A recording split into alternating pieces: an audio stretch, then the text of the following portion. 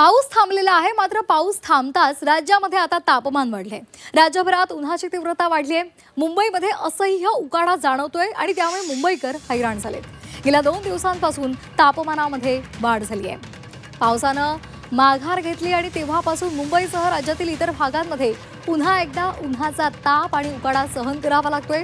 गेल्या 2 दिवसांपासून तापमानामध्ये वाढ झाली आहे। सकाळपासूनच दमट वातावरण असल्यामुळे नागरिक हैराण झाले।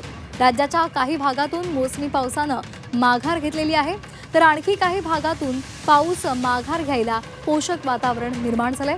राज्यामध्ये सर्वत्र पावसानं उघडीप दिलेली आहे। परिणामी कमाल तापमानामध्ये वाढ झाली आहे, त्यामुळे उन्हाचा चटका तापदायक ठरतोय।